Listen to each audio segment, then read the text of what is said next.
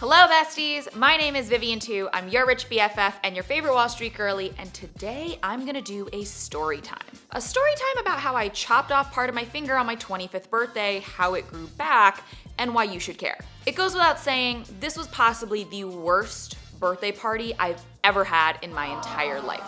But I promise this is important because we'll also cover medical bills, how to manage healthcare costs, and what to do to ensure you're never overpaying. Please like, comment, and subscribe to learn more about being good with your money. Let's get to it. Allow me to set the scene. For my 25th birthday, I booked out a private section of a fun tiki bar in downtown New York City. I wanted to drink, eat tacos with my friends, and celebrate my entry into the back half of my 20s. That afternoon, I took a nap because I didn't want to be too tired. I had plans to be out all night, and when I woke up, I was like, I could use a snack. Don't want to get drunk too fast, so I grabbed a bread roll I had picked up from Maison Kaiser that morning and a bread knife, and I start to make a sandwich. And let me just say, I'm no whiz in the kitchen. I'm not great at cooking. And as I'm trying to slice this crusty roll, the knife slips, I look down, and all I see is a little nub fall onto my white kitchen countertop. My pale skin and black fingernail polish. I look at the nub, I look at my finger, I look at the nub, and all I can say is, oh no, I think I need to go to the hospital. My boyfriend at the time, now fiance, springs into action. He grabs a paper towel and immediately wraps my finger and squeezes it super tight. We ride the elevator down from our apartment as my man is simultaneously Googling nearest hospital and carrying my nub in a Tupperware. Why didn't I call an ambulance, you ask? Because I did not want to spend thousands of dollars for a joyride in a wee-oo wagon. So, in the most New York thing ever, we get into a yellow cab and take a scenic ride up 8th Avenue. I remember vividly being stopped at a stoplight and having a car full of macho men see me turn down their music, and I watched as the color drained from their faces, and then they asked, are you okay?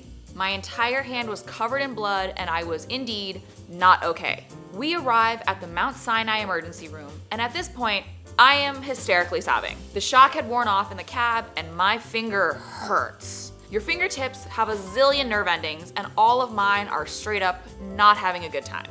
So after the nightmare that was getting to the ER, I then had to go through a full metal detector, sit in the lobby, and pretend like there wasn't blood seeping through my now fully red paper towel. And while I'm sitting there, I literally hear the PA system go, "Custodial services to the lobby," and I realize they're talking about the puddle of blood now pooling at my feet. Fortunately, I was able to get in front of a doctor. They shot up my finger full of lidocaine, took my x-ray, and bandaged me up. I was in the hospital for about 6 hours or so, and it was the worst birthday party ever.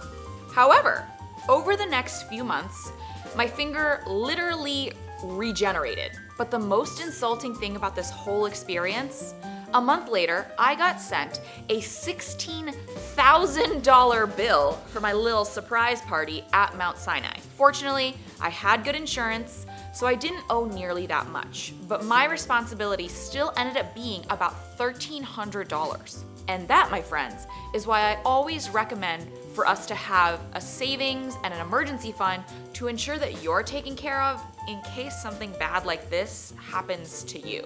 If that money had been tied up, I wouldn't have been able to pay my medical bill in a timely manner, which could have caused me to go into medical debt, which would have had a negative impact on my credit score, which truly would have been adding salt to that wound. But this isn't me saying you should instantaneously pay every medical bill that comes in your mail.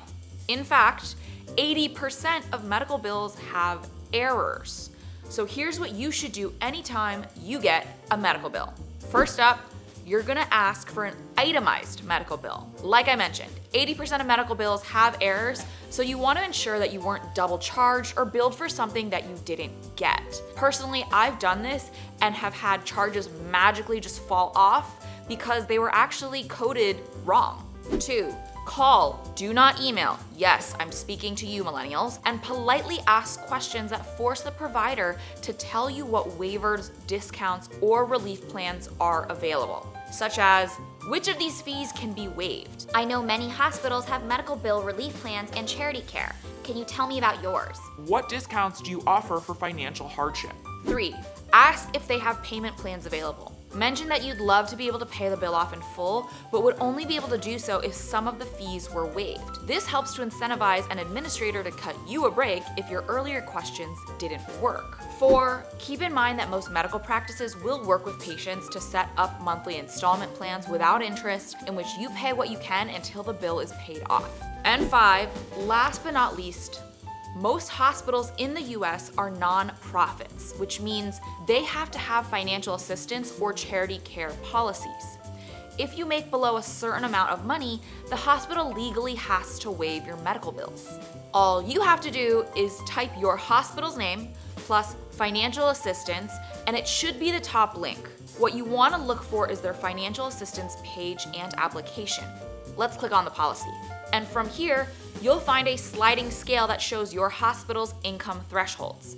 For example, at NYU Langone Hospital in New York, if you make 600%, aka 6 times the federal poverty guideline or less, 6x 12,880 equals $77,280, you may be eligible to get 100% of your medical bills waived. Every hospital is different, so make sure you look up your hospital and their policies. While I certainly wouldn't recommend cutting a baguette as haphazardly as I did, given that my finger for the most part grew back, I look back upon this event as a teachable moment because not only is it a pretty funny story, but it also taught me quite a bit about the medical system and how to tackle bills so that I end up paying the least amount possible. If you found this video helpful, make sure to like and subscribe for more money, spending, and finance tips. Thanks for watching. See you later, besties.